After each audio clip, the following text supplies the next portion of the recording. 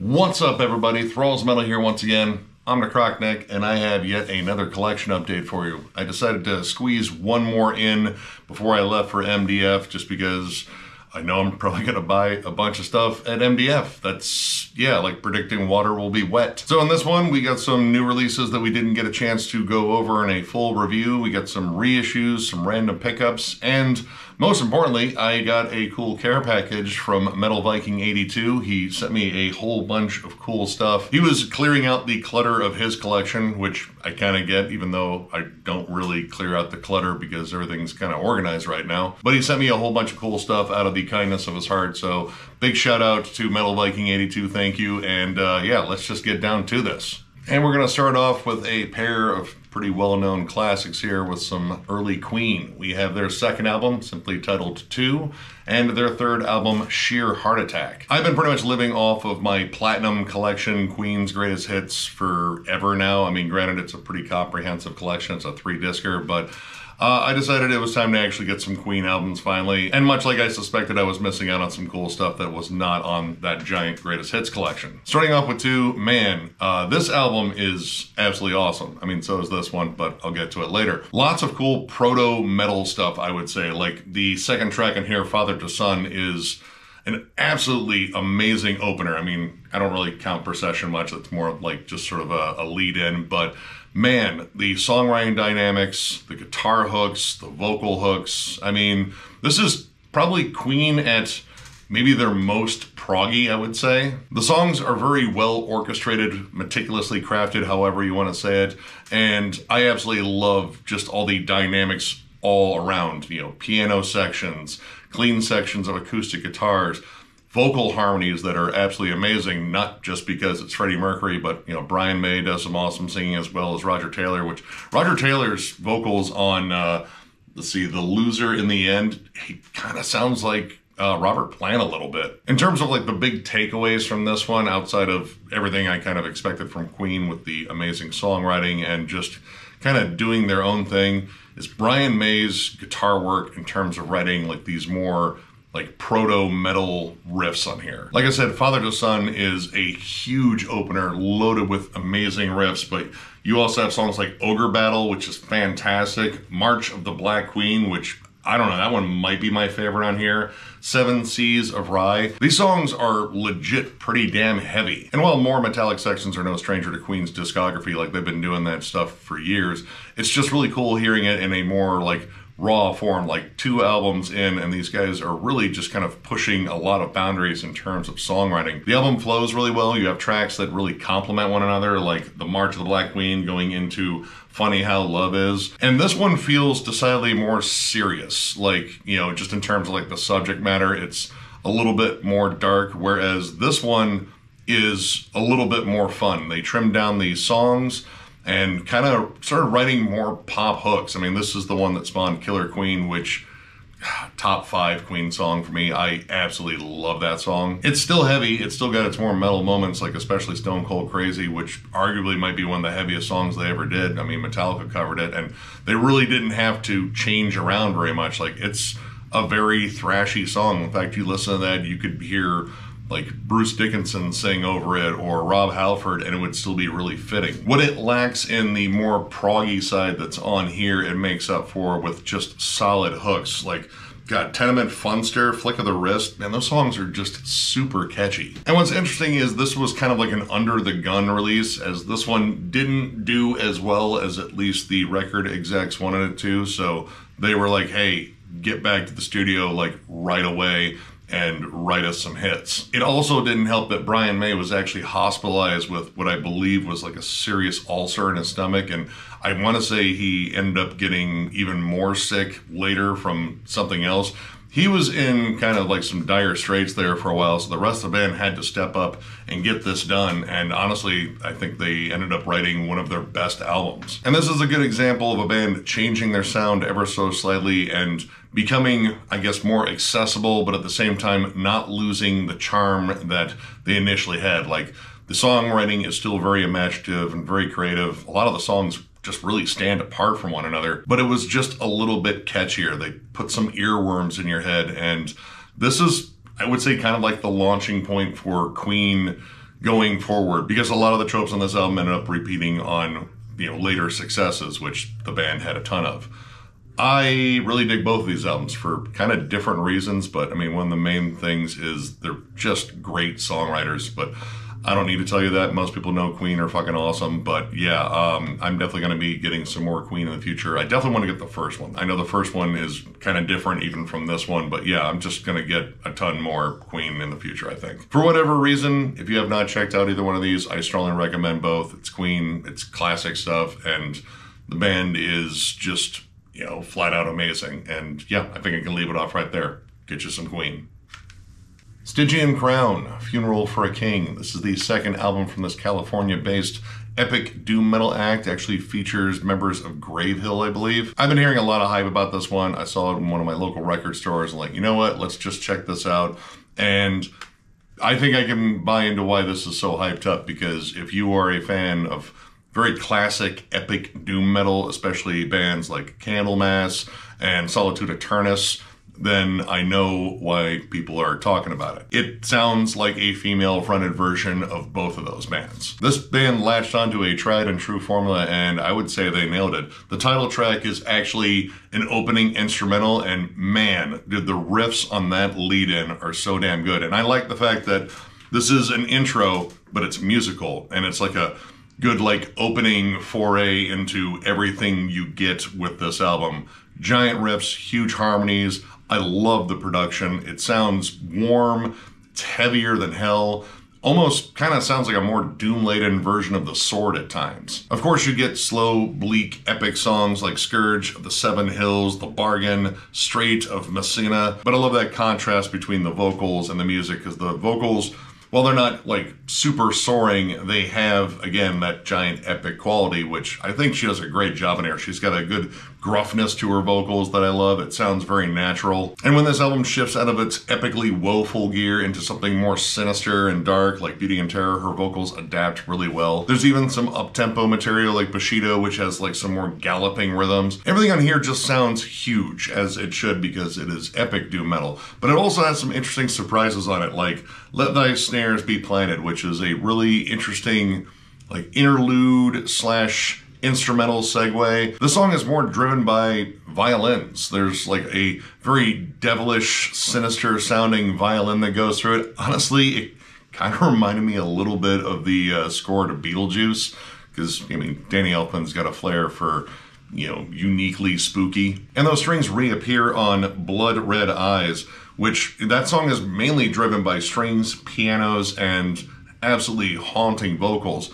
And I like the fact that it didn't just kind of go to the very traditional epic doom metal well often. They still throw in some really interesting wrinkles on here that keep this, you know, like a really engaging listen. I really dig this one. And yeah, I'm gonna give the hype train some credit, because this is really solid. If you're a big fan of Solitude Aeternus and Candlemass mainly, but also bands like The Sword too, like this is just great riff-driven music.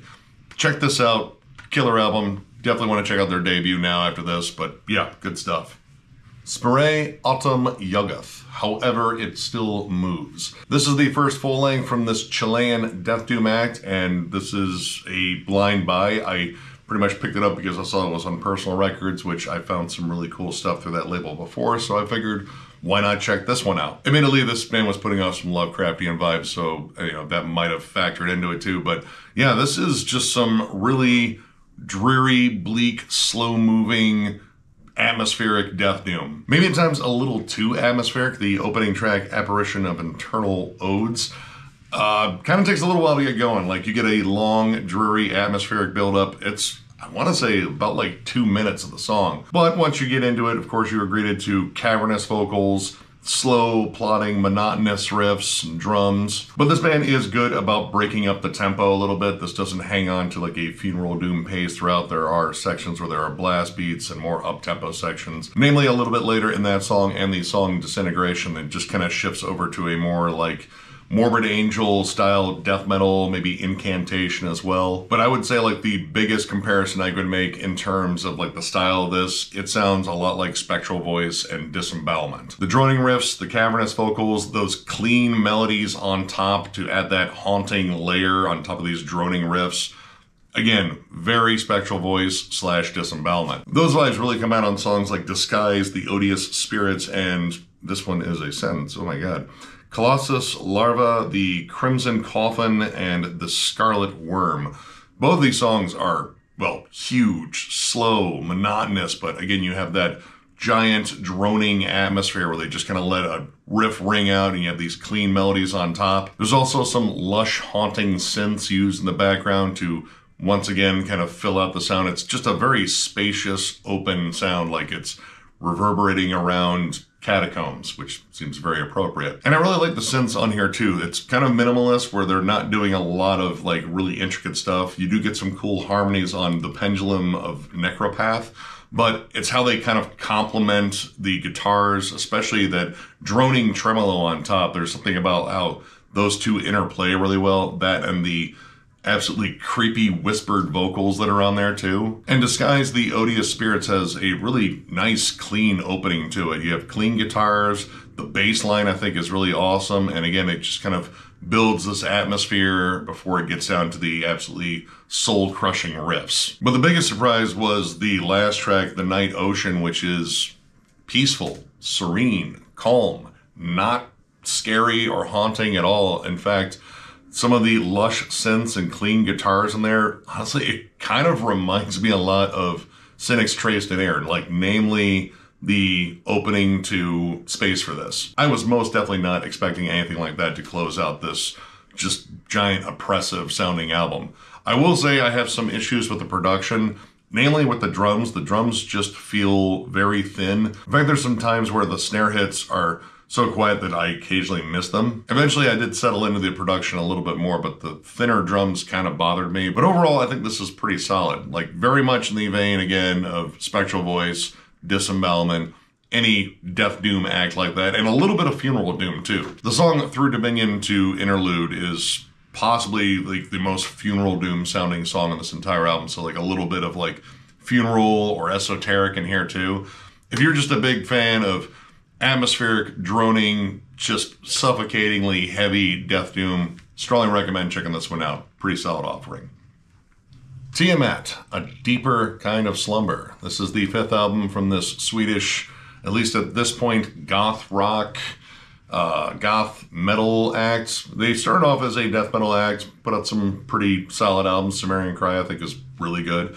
And then they started shifting their sound. And honestly, this is around the point where I got into this band. I got into them with Wild Honey, and I really enjoy that album. And then I heard some tracks from this one, and I enjoyed what I heard. It was namely The Whores of Babylon that I really liked, but I never followed up on it. And I remember seeing ads for this album like all over, like Metal Maniacs, Metal Edge, whatever other metal rags out there that I was picking up constantly, but I just never followed up on it. I saw this one used and was like, you know what, let's get it. Let's just, you know, jam this entire album, because I kind of just forgot about it. And it's okay. It's not, you know, the most exciting listen. In fact, a lot of this I would say is like, you know, easy listening written by a bunch of metalheads that still want to make it dark. Like this feels way more influenced by bands like Sisters of Mercy and Fields of the Nephilim, maybe Depeche Mode, more than anything else. In fact, there really isn't a song in here that I would call flat out metal. There's also a big industrial vibe in here, like lots of drum loops, more industrial sounding drums. This is really dominated by synths too, and weird vocal patterns. Like the second track, Tian Nan Katal, not sure what that means, but you also get those vibes and elements on Alteration Times 10, Only in My Tears It Lasts, and of course The Whores of Babylon, which is probably my big standout on here. It's definitely a more heavy, dark, sinister sounding song, but most of this, I don't know, it kind of sounds like a new age album that has a goth rock filter over it. It's just sort of an odd album. Like For Leery Biscuits has oboes, I think there's strings in there. It has a lot of like world music influences, but some of this just doesn't flat out gel. Like some of it just feels weird for the sake of being weird, and it doesn't, you know, feel very focused throughout the entire album. When it's good, I'm generally engaged, but when it was more on the bad side, I'm kind of nodding off a bit. Like, there's just not enough songs in here that really kind of draw me in. To their credit, I really do like a lot of the synth work. It's very calming and soothing at times and kind of comes in waves. But for the most part, this is, I don't know, kind of a dull album. Like, there's a handful of tracks in here that I do like, but for the most part, I think they got this sound right on Wild Honey, and then this was maybe a chance at more commercial appeal despite having an album cover that alludes to something way heavier. I don't know. This one really wasn't for me, but again, if you're a big fan of, I mean, there's like a little bit of Catatonia on here, like later Catatonia, and again, Sisters of Mercy, Fields of Nephilim, maybe a little bit of Depeche Mode too. I don't know. Check it out. It's an alright album, but they've definitely done better. Alright, next we have a three-way split from Bifid Corpse, Surfer James, and Pythian. This is the start of all the stuff that Metal Viking gave me, and I figured this was a cool place to start because this came out on Morbid Invisible Records, which is a Toledo-based metal label. I was actually going to get this like a while ago, but I totally forgot about it, and this is a really interesting split. We have three different bands here from three different areas in the Midwest. Bifid Corpse is a power violence, grindcore / death metal act out of Chicago, and I've been meaning to check out their stuff because I've seen their name floating around a bit, and they have 2 songs in here that are super short, and yeah, I would say power violence, grindcore, and death metal kind of all wrapped up in one. It's very muddy and murky sounding, except for the vocals. The vocals sound decidedly clear in comparison to the rest of the music. The first track, Stabbed in the Face, is probably the grindiest of the two. There's some really cool snare patterns in the blast, like they do like snare rolls on the blast beats, which I think is just kind of cool sounding. And then Smoke and Mirrors is a little bit slower, sludgier, it's a little bit grimier sounding. You get some more sustained riffs versus like just heavy, like machine gun chugs. Pretty solid stuff. Kind of hard to get like a baseline reading on this band with 2 songs, but I liked what I heard. Now, Surfer James is a crust punk / grindcore act from Detroit, and despite having the most songs in here, it's probably the shortest amount of music on the entire split. The opening track on their side, Neglected, is a Disrupt cover and is the longest song on there. And if you know Disrupt, they really didn't write long songs, so that's saying something. The other 3 are under a minute, and honestly, they're pretty busy for, being so short. There's a lot of riff changes in them. It's very punky sounding. I think much like Disrupt, there really wasn't like a flat out frontman, so it's a lot of alternating vocals. I think it might be 3 different vocalists on here. The songs are fast, explosive, kind of crossover-ish. I dug them all, even though they don't hang out for very long. It's pretty damn fun. But the one I was really curious about was Pythian, or Pythian. I'm not entirely sure how to say the band's name, but I know the drummer from that band. His name's Court, and super solid dude. I run into him at shows all the time. He actually works at one of the record stores in town too. And I've been meaning to check out his stuff for a while. I just keep forgetting to hunt it down. So it was kind of cool to finally get some of it, and their sound is much different than anything else on here. They do sludge / post-metal / doom metal. So needless to say, they have the longest songs on here, and it's droning, heavy, very just dark and cathartic sounding, and I dig the hell out of it. The first track on their side, Permanent Shadow, is definitely my favorite track in this entire split. It's definitely very similar to Neurosis, except there's like some blast beats here and there. It's heavy, it's dark, it's murkier than hell. I really dig the production overall. The vocals are these big, cavernous bellows. I just dig their sound. Now the second track on their side is more of an ambient track, Cannibal Voice. It's more just like layers of noise and, static. It sounds like there's some like TV samples or radio samples in the background. It's definitely more just about the atmosphere. It's, what I would call kind of like a long outro. That's not really my thing, but I dig the more noisy, sludgy, doomy stuff. So out of all 3 of these bands, I definitely want to hunt down some more Pythian stuff. But yeah, this is a pretty interesting split, and it's awesome to see 3 bands here from different areas of the Midwest. And again, some Toledo stuff, because, my town's got some metal. Some really solid metal too. We got some pretty badass bands, but yeah, solid split. definitely check this out. Check out stuff by all the bands. I'm definitely going to dive a little bit more into all three of these bands here. But yeah, Pythian or Pythian, I'm sorry if I'm screwing up your band's name, Cord. Check them out. Really good stuff. Black Hole Generator, Black Karma EP. This is the debut EP from this Norwegian two-man black metal act. Features current and former members of Eternus, Tak, and Vulture Industries. Was not familiar with this band at all, honestly, so this was a very fresh listen for me, and it's pretty much straight up black metal. I think that's, you know, kind of baseline there. It's got its heavy tremolos, it's got its blast beats, and, you know, just very snarled, you know, cold sounding vocals. And of course, distant melodies, because that's kind of what black metal does really well, I would say. The opening track, When Hell Is Full, The Dead Shall Walk the Earth, has some really cool angular distant melodies before it erupts into the inevitable tremolo storm. And production-wise, it's a little bit more on the raw side. The vocals kind of get a bit buried, but oddly enough, the bass is the thing that is way more prominent than you would expect for, you know, this style of music. I will say though, despite the vocals being a little bit buried, they are quite insane sounding, like a very ravenous attack in terms of the vocals. There's a lot of shrieking and high and low vocal flips, and that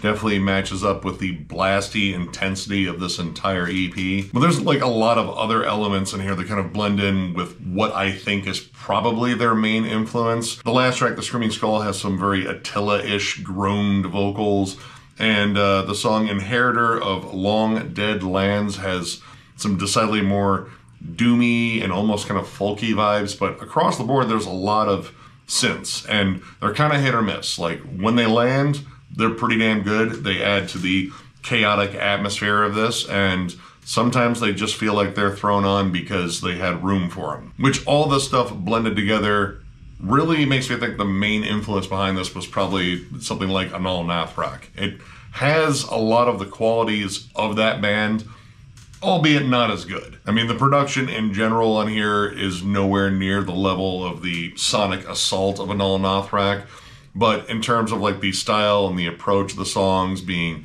very maniacal sounding and kind of twisted and almost like, you know, a blackened, grindy version of Strapping Young Lad, it's hard for me not to make comparisons to Anal Nathrak. Overall, it's pretty decent. Like, there's some songs I would definitely revisit on here.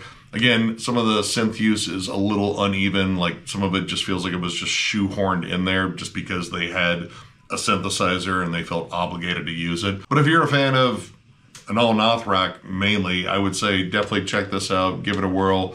Might be more your thing than mine, but overall I thought it was decent, so yeah, check it out. Catastrophic Born into Bondage. This is the first EP from this, at least then, Nashville, Tennessee act, and then they later moved to Long Island, New York. Death metal act, arguably a death metal supergroup. This features Keith DeVito, formerly of Pyrexia and Internal Bleeding. And speaking of Internal Bleeding, it also features guitarists Brian Hobby and Rob Moresco, who also did time in that band. We also have Joe Sincata, who plays in Castrofate and is pretty much known for a lot of his production work. And Trevor Perez from Obituary.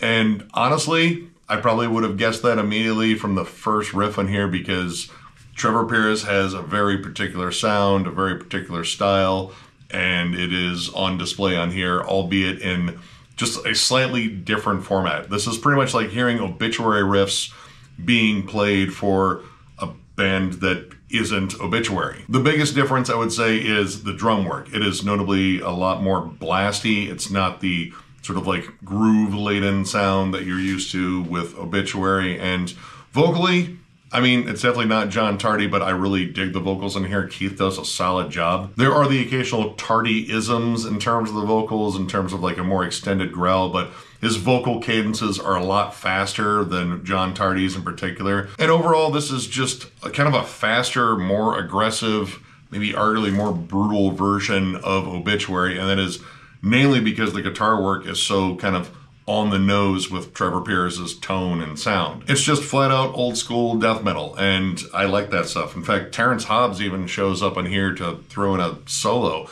But this band had like kind of a short existence. This came out in 2005, and I believe that was around the time that Obituary got back together. So I don't know if Trevor necessarily had time to come back to this band. I believe they have one full length, maybe two. I'm gonna see if I can hunt them down. The only negative I can think about on here is, honestly, their logo. Their logo kind of looks like it's sculpted poo. Like, out of all the possible fonts and looks for a death metal logo, you went with that, and it's also very brown, which, again, makes it look even more like poo. But outside of that, I dug this EP. It's just kind of meat and potatoes, death metal. It's a little bit blastier version of Obituary, I guess you could say. But yeah, I mean, if you like, you know, Floridian death metal, namely Obituary, a little bit of monstrosity on here too, maybe brutality, stuff like that. Check this out. Pretty solid offering.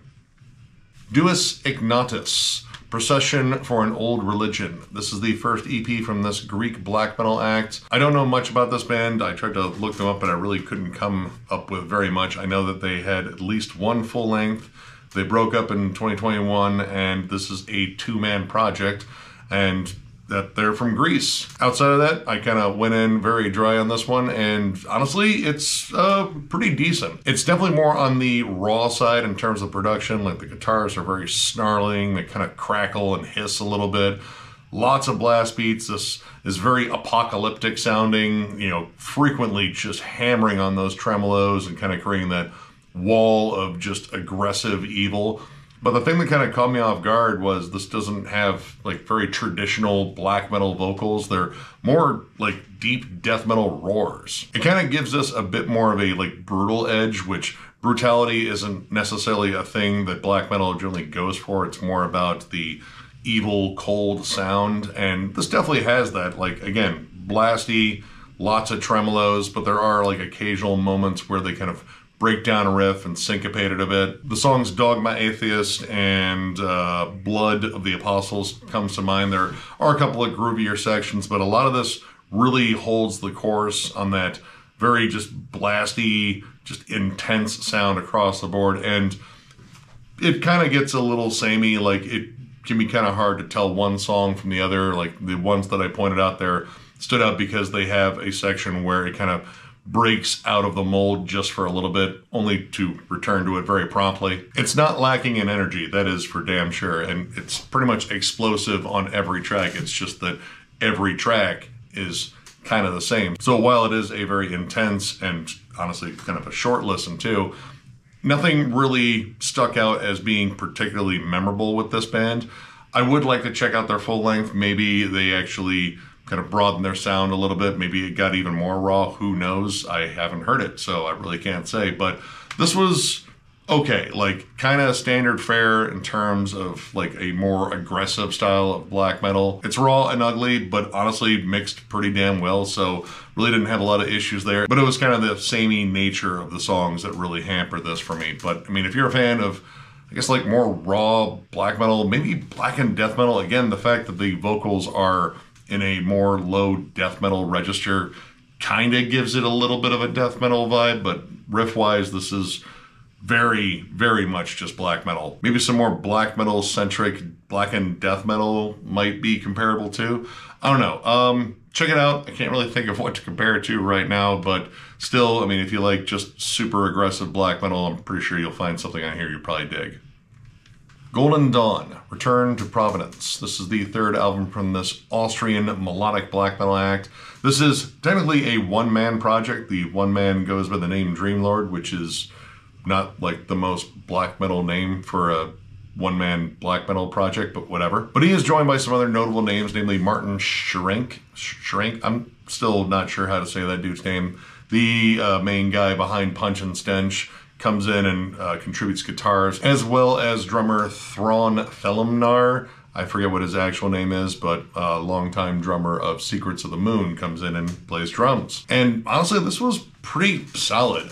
It's definitely more on the melodic spectrum. It's not super blasty. There's a lot more of like a triumphant but dark vibe. There's a lot of stuff I would compare to bands like Necrophobic, I would say Dissection to a degree too, and Lucifer's Child, if anyone's familiar with them. It's more riff oriented, but there's a lot more of a push towards like more triumphant melodies and harmonies all over the place. There's definitely more of an attention on like solid melodic hooks, especially on tracks like Dark Illumination, Dionysian Eucharist, and Vision of Entirety. There's a lot of just solid melodic hooks. And while I'd say this album gets like progressively heavier as it goes on, like Seduction definitely kind of takes more cues from like symphonic black metal or blackened death metal. Like it's more blasty. The synths sound more gothic. It has a more sinister vibe. And the last track, Self-Destruction, which is slower, more brooding, actually features what sounds like timpani drums in there.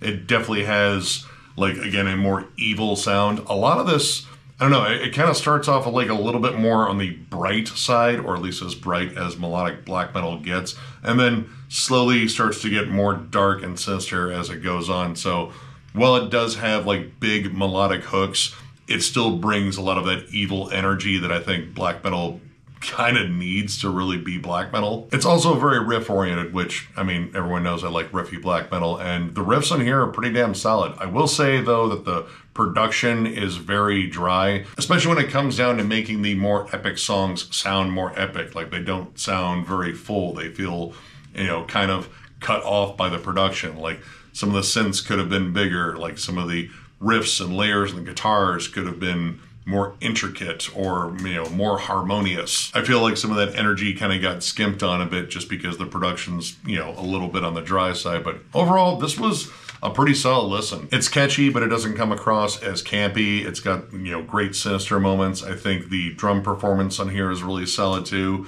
Vocally, I think the dude's got a solid voice, and yeah, I dig this one. If you're a big fan of, I would say like Necrophobic is probably the big one, but there's definitely some dissection-ish moments on here. And again, Lucifer's Child, if anyone's heard of that band, check them out too. They're kind of similar. A little bit more groove-oriented black metal, I would say. Like, I wouldn't call it like black and roll, but it's kind of close to some of the stuff they do in here. Check this out. Pretty solid listen.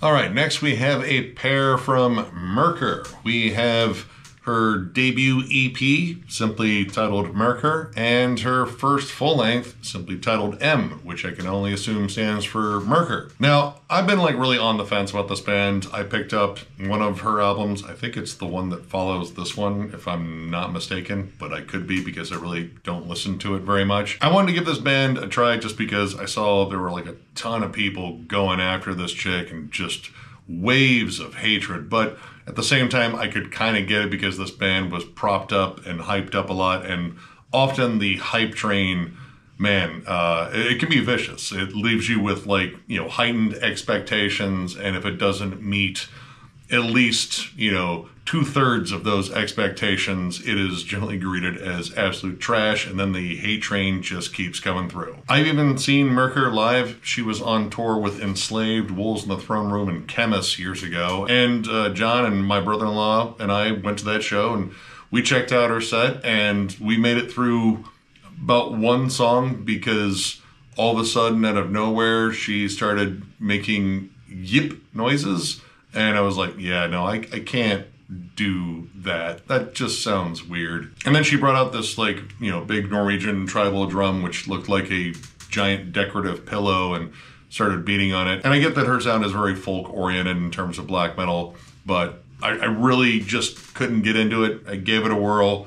It really wasn't my thing. And then Metal Vikings sent me a pair of her albums, which I really wasn't after, but I decided I would give a chance just because I haven't heard these. And honestly, they're okay. I think she's a good singer, and in terms of like some of the songwriting, I do think it is occasionally interesting, but I think a lot of it is just meandering about in atmosphere and trying to blend folk with some of the heavier material, which the heavy material doesn't necessarily hit particularly hard. Like on the EP here, the guitars sound very tinny, and there are moments on here where they try to get down to like some almost like Celtic frost-like chugs and, you know, like some of those big old school heavy snarly riffs, and it really just doesn't quite have the punch to the guitars.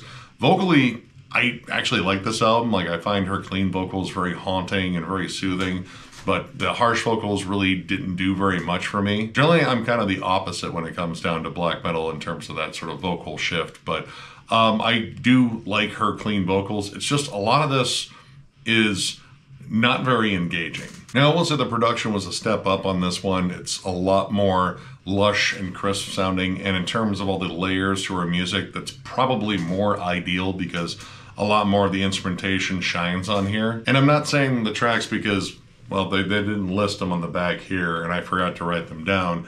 And on the back here, it's all in like runes and shit that are kind of hard to make out, so screw it. Either way, I think this one showcases a little bit more creativity. There are moments that are a little bit thrashy and more energetic. It's not as much like droning on the tremolos, but you still get a fair amount of that. And again, vocally, I think she has like very strong, clean vocals.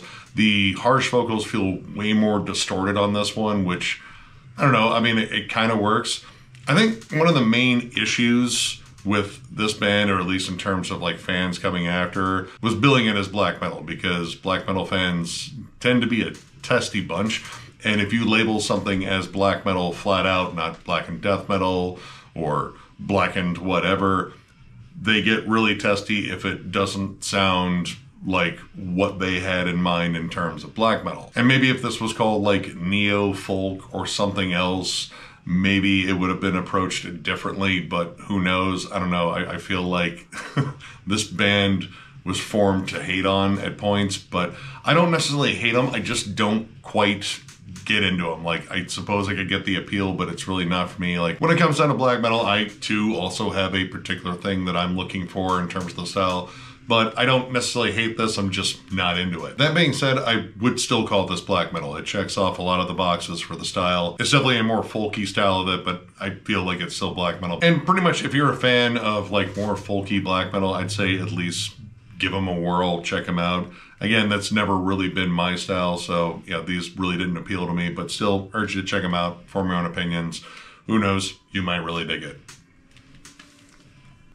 Neolith Izi.Im.Kurnu key, which translates to fire, wind, hell, and probably Polish, maybe not Polish, I don't know. They are from Poland. This is their 4th album, and this is yet another one that I didn't know existed until Metal Viking sent it to me. So yeah, this is some Polish blackened death metal, and honestly, it kind of reminds me of the more death metal years of Behemoth. It's fast, aggressive. The riffs are savage as hell on here. I guess you could also compare this band to Hate too, like, again, like rapid fire drums, rapid fire vocals too. I really like the vocal cadences. And this is just aggressive as hell, possibly leaning more towards death metal than black metal, but there's definitely some black metal evil all over this. I would even say the vocals have more of a death metal sound, like the higher screams that are probably intended to sound a little bit more on the black metal side.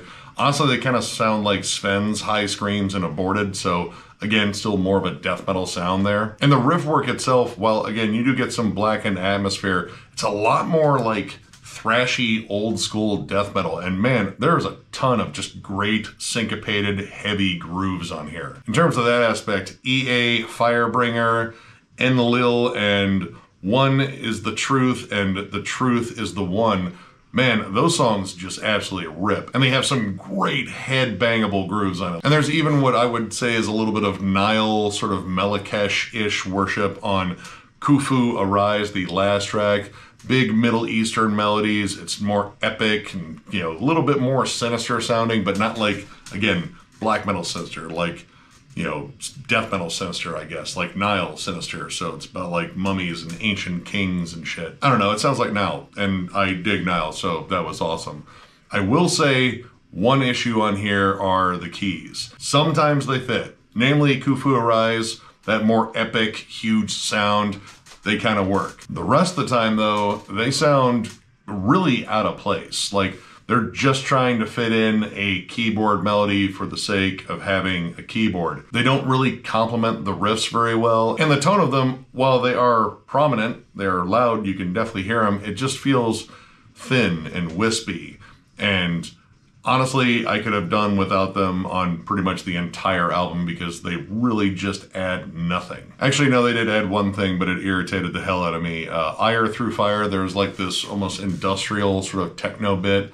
Like, the keyboardist accidentally hit like a weird setting for a drum loop on there. Like, sorry, I don't know how to fix that. And they just kept it. In terms of like ill-fitting moments, that's probably the one that, you know, drove me nuts the most, but it sucks because the music itself I love. Like outside the keyboards, I think it is just fucking fantastic from start to finish. And by that, the music is good enough to the point where the keyboards don't ruin it, but it is sort of an issue that I just wish they weren't on there. But I mean, if you're a big keyboard fan in death metal, then who knows, you might really appreciate them. I didn't, but overall, I really like the music on here. Again, very much in line with like Behemoth, Hate. There's some like decapitated moments in there too. This is just solid death metal or blackened death metal. I hear more death metal than black metal on here, but you know, it's technically blackened death metal, only maybe because the archives say so. But yeah, this is awesome. Great riffs across the board, killer vocals. The drums are absolutely nuts on here. Start to finish, I really dig this. Minus the keyboards, those are definitely an issue. But yeah, if you like any of those bands I brought up, strongly recommend checking this one out. Progenie Terrestre Pura, which translates to pure terrestrial progeny. This is the debut album from this Italian black metal slash Sybiant. That is a word that I saw on the archives that I just looked at. It's like they made up a word for this, which, okay, that's fine, but it's a little weird. Baseline, I'd say it's the product of awkward word sex between the words psychedelic and ambient, so they just kind of mushed it together. And I mean, I suppose that's accurate. This is definitely more along the lines of like post black metal. Like I would say Harakiri from the Sky is kind of comparable, but the synth element is a huge part of this, and it is just wall to wall ambience and layers and lush waves of synth melodies everywhere. This album is absolutely huge sounding, but it's also, you know, very much focused on atmosphere over, well, yeah, the stuff that I look for in metal, which is, you know, a lot of riffs and cool song structure. This album loves to drone. There are interesting elements like whispered vocals and, again, like lots and lots of layers in the sound. So you have like, you know, droning tremolos, big waves of synths, static blast beats, but the songs are very long and they can be kind of hypnotic to the point that I think I nodded off at some point on the opening track. I don't think I missed much, maybe like one riff change, but I suppose like if the desired effect is for your black metal to be very soothing and transport you to an almost sci-fi landscape, which is depicted here on this pretty awesome album cover, then that's cool. Now, while it sounds like I'm kind of like low-key shitting on this, I'm really not, like, because honestly, I don't think it's very bad. There's a lot of elements on here that I do like. There's like some good post-metal song building dynamics, again, building in layers and then deconstructing down to one element, building back. The synths, I think, are quite awesome in terms of like all the cool textures they create. There's some cool riff syncopation on, oh my God, I have no idea how to say that second track. Sovrabatizonia, I don't know. And honestly, La Terra Rosa di Marte, I think I might have said that almost nearly correctly, is almost like a Tangerine Dream-ish instrumental. It's probably one of the softer tracks on here, and how it builds into Droney, the following track, I think is really awesome, and there's some cool melodies on it. It's just that I feel like a lot of this is very long-winded, and it takes a while to get to a lot of the more dynamic sections in this. So that does kind of hamper the listen, and at times this can really drag. And I'll also say I'm not a big fan of the programmed drums. Occasionally they sound a little bit off too, but overall I think this is pretty decent. Like they're doing something quasi-unique, or at least they made up a unique term for it, Sybiant. Still don't quite get that. But there's some interesting stuff going on here. And while I wouldn't necessarily like come back to this as often as I would like other things, it still has some interesting artistic merit to it. So yeah, if you're a big fan of, God, I don't know, like Tangerine Dream I still get a lot of, but there's also like post black metal vibes or like post metal vibes on here. But it's very synth driven. I mean, there's still a lot of guitars in it, but the synths kind of dominate this, and there's very minimal vocals. I don't know. I really don't know what to outright compare this to, but I'd still say check it out, form your own opinions. again, who knows, you might really dig this. I think it's pretty decent. Psychomancer, Inject the Worms. This is the debut EP from this Indiana Death Thrash act, and this wraps up the awesome care package that Metal Viking 82 gave me. Once again, thank you, man. And this is, I don't know, kind of interesting. Like, I really don't know how to describe this. I mean, it is definitely death thrash, but there's definitely an air of silliness to it, especially when you get down to some of the band members' stage names, like Corey Pickles Blackstad or Kurt Wonka Hutchison. In fact, the gentleman that mixed and mastered this is referred to as Master Peter Flemmy Clemens. So clearly there's, you know, a lot of silliness going on, which is fine. In fact, I welcome silliness in metal. And this is like kind of just some straight up meat and potatoes death thrash. I would say it leans a little bit more towards death metal. In fact, there's some stuff in here that kind of reminds me of Eaten Back to Life. Like, you have the flat out more death metal vocals, but it's still kind of in that thrashy realm, especially when it comes down to like the drum work and the riff work. It is a little bit more groove laden than that album in particular, I would say. Like Just Another Victim, Bastards Burn, Chant of the Ward Demons are, you know, a little bit more on that kind of groove metal-ish sort of kick. In fact, the opening track, In Shackles, Insane, there's a very like Phil Anselmo-ish spoken word that comes up along the breakdown. So a lot of this kind of has like some straightforward, like, you know, early to, I'd say like mainly mid-90s vibes. The production kind of fits in that realm too. Like, it's got the kind of like sizzly, kind of chunky, overdriven guitar sound. I will say the title track on here has a very odd sounding bass tone. Like, I don't know, there's just something about it that doesn't sound like it was maybe mixed right, or it was a weird effect that they just employed in a strange manner. I don't know, there's just something kind of like off about the way that one sounds. But a lot of this, you know, straightforward, mean potatoes, bang your head, don't think about it too much, just kind of go with your instincts sort of death thrash. And for the most part, I dig it. Like, it does get like a little derivative to the point where like, yeah, I've definitely heard this before, but it's still really fun. And you know, I'm just like straight up meat and potatoes death metal sometimes. But yeah, this is a relatively short EP, but I think it's pretty solid. Nothing that's, you know, kind of like jump out and say, hey, wow, that's really different. But is it like solid old school death thrash? Yeah, I would say check it out, especially if you're a fan again of like early Cannibal Corpse. I would say a little bit of Vader. There's also just a lot of like 90s groove metal tropes to it. Like, I'm pretty sure I heard a prong riff in there once or twice too. That is the era I kind of grew up in anyway, so there's still some appeal to that sound overall. But yeah, check it out. It's pretty decent. Dune, Voidkind. This is the third album from this Scottish progressive stoner sludge doom metal act. I don't know, it's kind of hard to peg this band's sound. I'd even say like post metal or post sludge doom stoner whatever would work. I don't know. Again, they have like kind of this really interesting sound that, I mean, if you're a fan of bands like Mastodon, got Baroness, and even like Cult of Luna, you probably find a lot of stuff you'd like in this band. Now, I've been a big fan of this band since their debut album, Ashran. I absolutely love that one. Their follow-up I thought was pretty solid, though it didn't grab me the way that the debut did, and this one, I think, is a step back in the right direction. I think more of the songs kind of just jump out on here. You have these big, heavy, sludgy, droning riffs, but there's such an element of like melody and atmosphere. The vocals alternate between harsh bellows and clean singing, and there's some great vocal harmonies on here.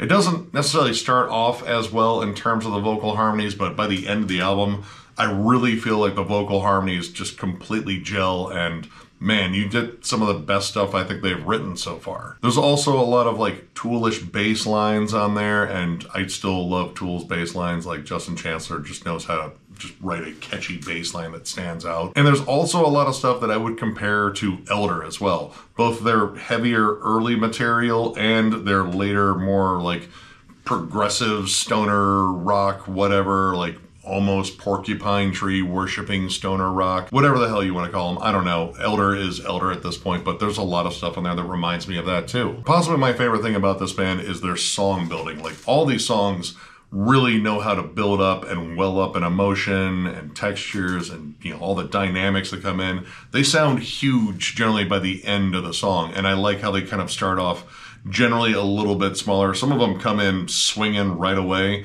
but for the most part, there's like a good long build to a lot of these songs, and it keeps those songs interesting throughout the entire length of them, which I really wish I could tell you, but again, this is another one where the track list does not appear on the back. Track list, please. It's so much handier. Anyway, I really dig this one. I thought about doing a full-on review for it, but I believe that week was just absolutely loaded with other releases, and we just didn't have time for it. And I knew I was going to get it anyway, so I figured why not throw in a collection update. This is awesome. I don't know if it quite beats their debut, but this is, I think, better than the last one. So yeah, if you're a big fan of like Mastodon, Cult of Luna, Baroness, Elder, God, man, there's so many bands. Sermon kind of sounds similar to this band too. And again, even a little bit of Tool. Check this band out. This is an absolutely awesome album.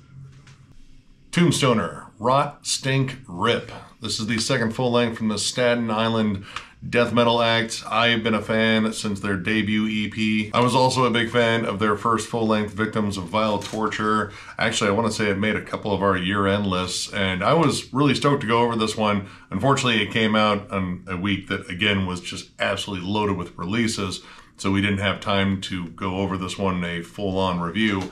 But there was no way in hell I was going to skip this one because I like everything they put out so far, and this is no different in terms of the fact that I like it, but it is a little bit different in terms of just their overall sound. This still sounds like them, but this is a more brutal, fast, and just flat out more aggressive album than I would say the last one. It still has its groovier elements, its catchy riffs, but this one just feels way more focused on being brutal and heavy. And not only is it just like more brutal, it's also a lot faster. Like again, groovy spots, of course, are still part of this, but songs like Fucking Nasty, which is just a great title for a song, it legit lives up to its title. It is a fast, thrashy death metal barn burner. There's a lot of stuff that I would say is very comparable to Morbid Angel or Skeletal Remains, actually. I think this is really similar to Skeletal Remains now. It's also gotten a little bit more technical in the riffing. Desperate Dreams kind of shows off some more flashy playing. Like, it's not just like straight up aggressive riffing. There's like really interesting, intricate melodies to it. And there's not a lot of solos on this one. I can't remember if there were that many solos before, but I only found like a couple on here. But overall, like, I was more just about those giant riffs and again, how just full throttle this album is. It's as consistently heavy and brutal as it is catchy too. I think the songs really just have a nasty punch to them, but there's always some good, clever hooks. I do think that the second track on here, Sealed in Blood, I don't know what's going on at the end, but there's like over a full minute of silence at the end of that track. I don't know if that was like a dedication to a fallen friend, like a minute of silence, or it was just, whoops, we forgot to trim that little bit off. But outside of that, that was the only issue I think I had with the production. The drums sound crisp, they're punchy as hell, the guitars have a great tone to it. This is a flat out badass album. It's a little bit different than the last one, but I don't know, I kind of like this way more aggressive vibe on this one. Like, every song feels like it's just trying to attack you. That and the more speedy, blasty material in here. This one, I don't know. I don't know if it's like a step forward or a step sideways, but it is a slightly different spin on the band's sound, and I dig it. This is just a beast of a listen, and probably their heaviest album yet. If you're a big fan of, I mean, a lot of Floridian death metal, like Monstrosity, Brutality, Deicide is also still like a little bit of that suffocation chunkiness in there too. And definitely a band like Skeletal Remains. If you're a big fan of Skeletal Remains, I'm reasonably sure you'll probably dig all of this. And Baseline, if you're just a flat out death metal fan anyway, I'm pretty sure you're gonna find stuff you're gonna like in here. But yeah, I dig this one. Definitely a bit of a shift in their sound, but I kind of like this shift. So yeah, check it out. And finally, we have Whores War. This is the second full-length from this Georgia-based sludge metal / noise rock act. I have been a fan of this band since their first two EPs, Ruiner and Clean, or at least those were the first two EPs I heard.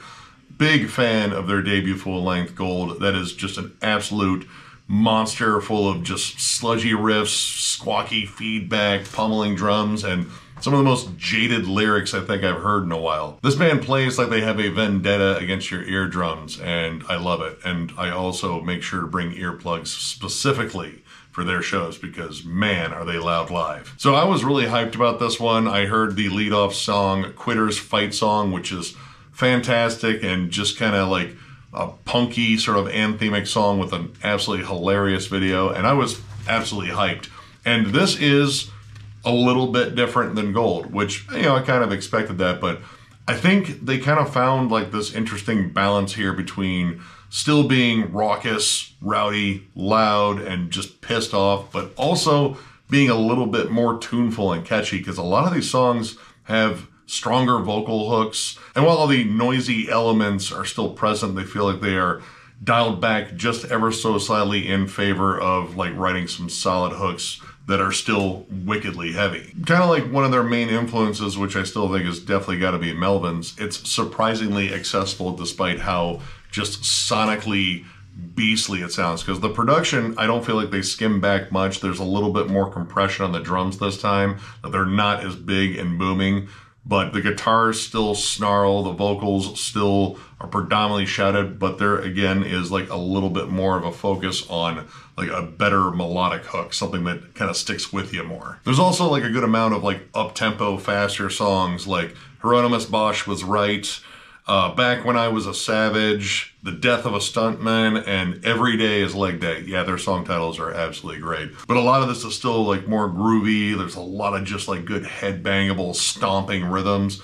And of course, their snide, cynical, sarcastic sense of humor is always on point, which is yet another thing that I love about this band. And if you're looking for something a little bit more slow, snarly, and more drenched in feedback and noise and contempt, the second to last track, Imposter Syndrome, is a big standout. There's a really awesome build-up on that one. It's brooding, it's ugly, and yeah, the feedback comes in just to scorch your eardrums, and then it's pretty much just off to the races. The closing of this album is really interesting. It's called Savage Reprise, which I assume is a reprise of Back When I Was a Savage, but it's more or less just like a little outro thing where the frontman is just, you know, saying, hey, we all did this in this album, blah, blah, blah. And then he caps it off with a really good line, all rights reserved, all suckers served. And yeah, no, this album's absolutely badass. I love it. I don't know if I like it as much as Gold, but it's still awesome. Then again, I've had a lot of time with Gold. I jam that album quite often. But this one's getting a lot of spins right now, and I don't know. I really dig this one. It's a slightly different approach, but it's the same old filthy whores, which I love them. The band, I mean. Anyway, this is flat out awesome if you're a big Melvin's fan, if you just like noisy, sludgy, Harvey Milk-inspired, gross sludge metal. Check this out. Awesome album. And then go ahead and check out the rest of their stuff, because I don't think they have a bad release, at least none that I've heard. And that'll do it for another collection update. And this pretty much rounds up almost everything I have up until I leave for MDF, which more than likely I'll pick up stuff there. And then after that, in late June, I'm going back down to Florida, and we all know what happens down in Florida by now if you've been watching the channel for long enough. I go buck nutty in the record shops down there and grab a bunch of stuff, and I don't expect that to change. So yeah, if you enjoyed this video, give it a thumbs up, and if you are new to the channel, subscribe, because we do stuff like this all the time. We are also on Patreon if you'd like to help us out there. There's a link down below to thrallsmetal.com. Our Patreon link is there. It is also in our channel up in the banner in the bottom right-hand corner. But if you're looking for Thralls Metal stuff, you have to go to thrallsmetal.com. We have t-shirts, both old and new. The old ones are discounted, provided we have your size. And we even have hats too, so if you're looking for any of that stuff, click the link down below. And of course, thank you guys so much for all of your support over the years. It has been amazing doing this. I'm almost up to 150 collection updates, which is just absolutely insane, but I love the fact that you guys keep coming back, keep watching them, and most importantly, you're finding a lot of cool music, hopefully, and you know, that's kind of like the main reason why I like doing these. Tons of reviews, of course, in the future. I know that, you know, the rest of the summer is probably going to be loaded with them. And I mean a good chunk of the fall, because last fall was just nuts with releases. But there'll definitely be more States of Metal, more collection updates. There's a couple other things I'm working on too. I mean, probably doing more of those heavy but not metal, or is it videos, and a couple other like topical ones I want to do at some point. So yeah, no shortage of content in the foreseeable future. But yeah, you guys are kind of the driving force behind it. So one more big thank you, because you guys rule, and we will catch you later.